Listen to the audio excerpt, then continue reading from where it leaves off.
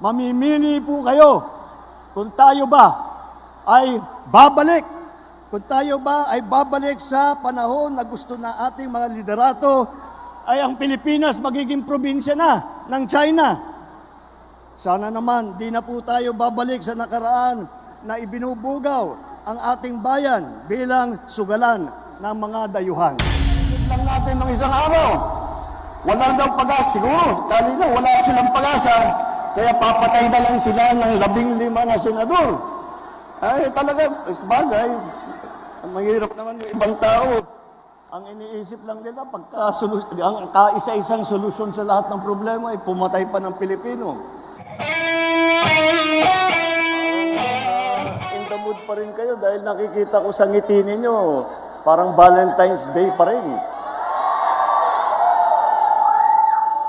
Sana ang pagmamahal na ipinapakita natin pag Valentine's Day, wag lang naman sana sa araw ng puso. Dapat araw-araw natin ipinapakita yan.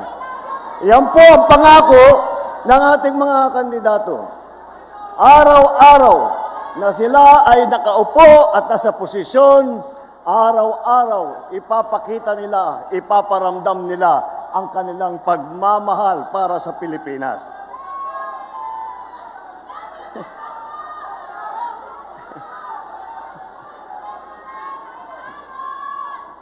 Alam niyo po, nakakagulat kung minsan na ay pagka nagsimula ulit ang halalan, ang campaign period, nagugulat po kami na parang napakabilis. Ngunit nandito uli po tayo.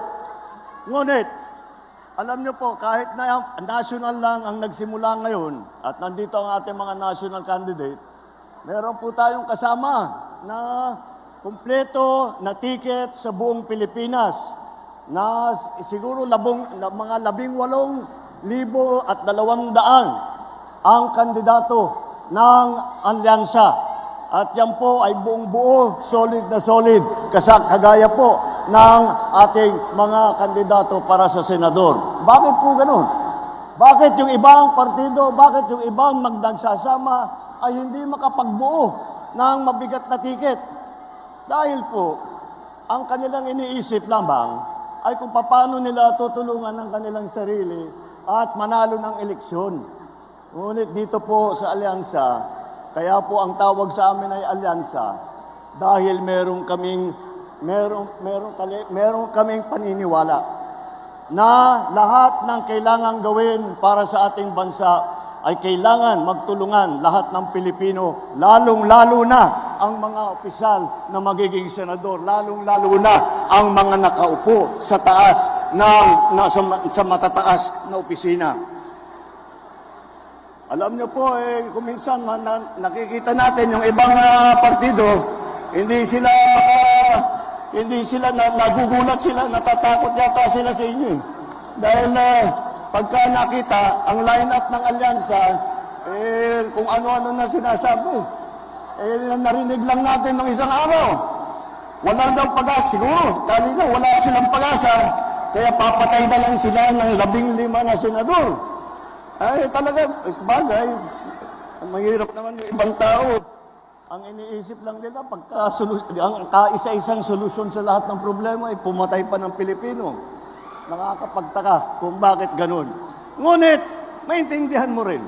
Dahil kung ako nga ay nasa kabilang partido at itong mga ito ang kaharap natin, ay mahihirap sasabihin ko, mahirap na kampanya ito dahil mabigat ang kalaban.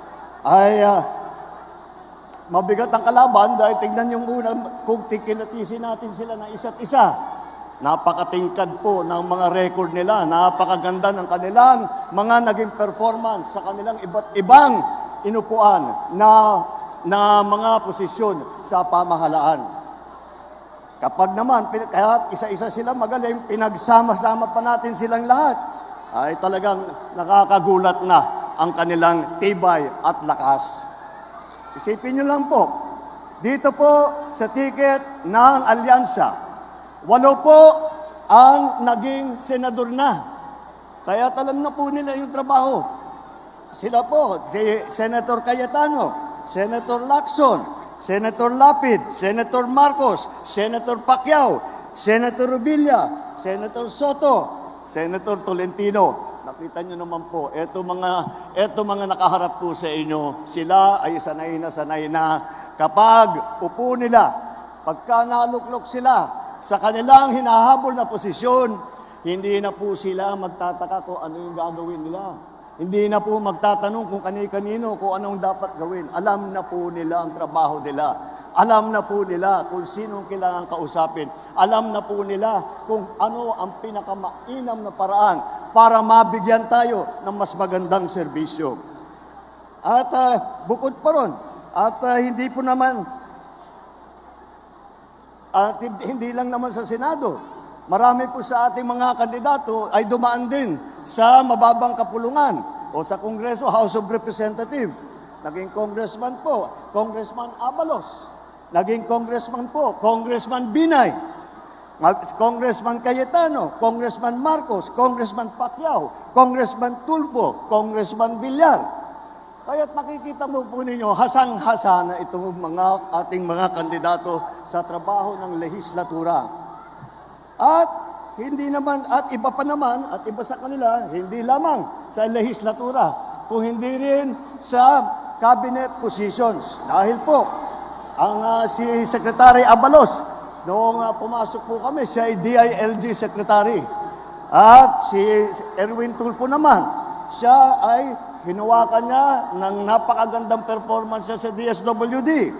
Si Senator Lacson naman, siya naman ang namuno nung Yolanda Rehabilitation Commission na nagbibigay ng tulong sa lahat ng mga nabiktima sa Yolanda.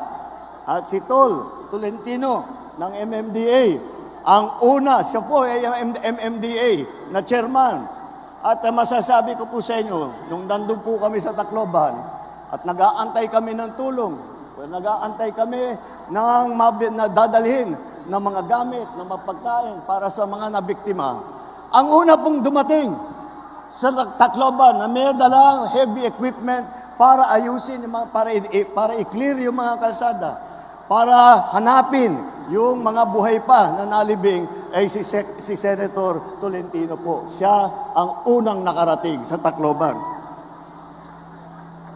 Alam na po nila ang trabaho ng gobyerno mula sa baba hanggang sa taas, hanggang sa kabinete. Alam na po nila kung paano patakbuhin na maganda ang pamahalaan. At hindi lang po yun. Meron din po tayo, mga gobernador na nasa local government. Ay alam nyo po, yung aking kapatid, naging governor po. Governor Jaime Marcos ng Ilocos Norte. Governor Lapid naman ng Pampanga. Governor Bong Revilla ng Cavite, puro mabibigat na probinsya na nagawa nila ng magagandang progreso. Kasama din ang mga mayor, city mayor po. Dito, kasama rin dito mga city mayor po. Unang-una, si Benhur Abalos po, matagal na mayor po ng Mandaluyong yan. Marami pong nakuha siyang premyo. Noong kinaiinggitan nga namin, nung nasa local government din ako, sabi namin, lahat na lang ng premyo napunta sa Mandaluyong. Paano ka naman kami? Pero ganun siya kagaling. At si Abby Binay naman, Mayor Abby Binay, siya naman ang humahawak ng Makati. Hindi po simple yun, dahil ang Makati ang pinakamayaman na lungsod sa buong Pilipinas. Kaya nakita natin, sa kanyang trabaho, pinasikat niya ng gusto. At ang serbisyo sa Makati ay napakaganda dahil sa patakbo ni Mayor Binay.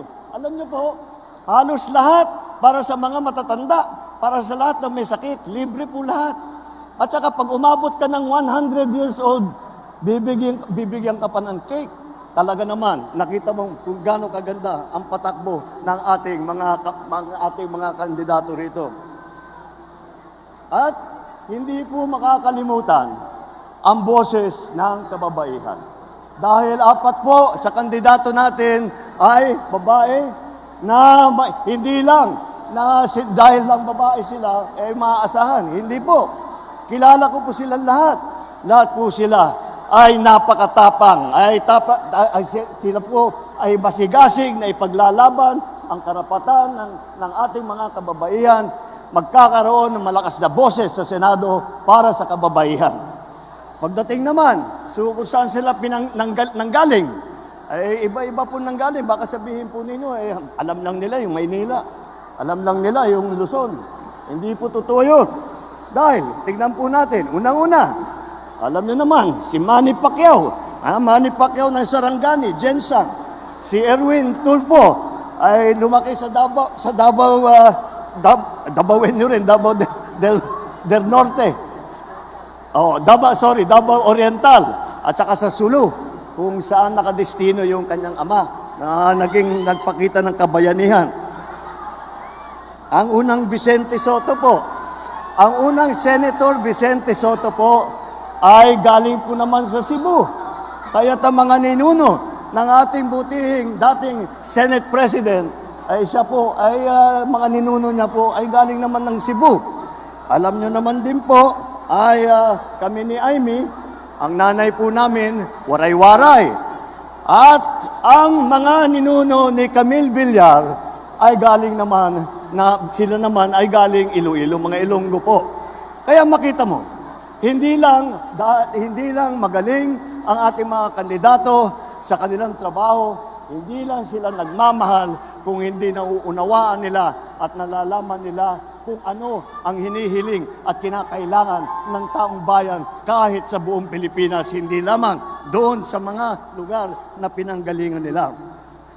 At alam niyo po, mas mahalaga pa dyan, hindi lang bukod pa sa kanilang talino, bukod pa sa kanilang galing, bukod pa sa kanilang karanasan, may pagmamalaki po natin na sila ay walang bahid ng dugo ng mga pinatay na libo-libong Pilipino nung extrajudicial killing. Wala po silang kinalaman dyan sa mga ganyang klase. Wala sa kanila ang kasabwat sa pagbubulsa ng sako-sakong pera at pinagsamantalahan ang pandemya at nagbulsa ng maraming pera, pinabayaan na lang na yung ating mga kababayan ay magkasakit o mamatay. Wala rin sa kanila ang sip-sip sa China na tuwan-tuwa, sumisigaw, tuwan-tuwa pagka yung ating mga Coast Guard ay binobomba ng mga malalaking barko. Hindi po sila sumasang-ayon sa mga ginagawa na hinaharang ang ating mangingisda para at ninanakaw ang kanilang huli. Sila pinaglalaban po namin yan. Wala sa kanila ang nagtataguyod ng mga ng sentro ng krimen, sentro na pagpapalapastangan ng mga kababaihan. Wala po sa kanilang kinalaman yung mahiwagang pogo na ang daming problemang binigay sa atin, ang daming sinaktan na ating mga kababayan. Tayo ngayon ay humaharap sa tinitingnan po natin kung saan ang tutunguan ng Pilipinas. Yan po ang halaga nitong eleksyon po na ito. Ang mahalaga ang eleksyon na ito dahil sa eleksyon ito, sa pagboboto ninyo, mamimili po kayo kung tayo ba ay babalik, sa panahon na gusto na ating mga liderato ay ang Pilipinas magiging probinsya na ng China. Sana naman di na po tayo babalik sa nakaraan na ibinubugaw ang ating bayan bilang sugalan ng mga dayuhan. Sana naman, huwag na tayong babalik sa landas na umaapal na dugo ng mga inosenteng mga bata na inagawan ng kinabukasan dahil sa kanilang pagpapatay. Hindi na tayo pwedeng ganun. Huwag tayong papayag na bumalik ang Pilipinas sa panahon ng dilim. Huwag tayong papayag na ang Pilipinas ay babalik sa panahon ng lagim. Ito po ang ating pagkakataon na dalhin ang Pilipinas sa magandang lugar. Ito ang ating pagkakataon na maglagay po tayo ng ating mga leader na sila ang mangunguna para dalhin ang Pilipinas sa mas magandang kinabukasan. Ang isang Pilipinas na progresibo, ang isang Pilipinas na may malasakit para sa isa't isa. Para sa Pilipinas na lahat ng Pilipino po ay kapit-bisig, sabay-sabay, tungo sa isang mas maliwanag, mas maganda, at mas mapayapang kinabukasan. Yan po ang ating mga kandidato para sa Senado. Ito po, mabuhay ang alyansa ng bagong Pilipinas!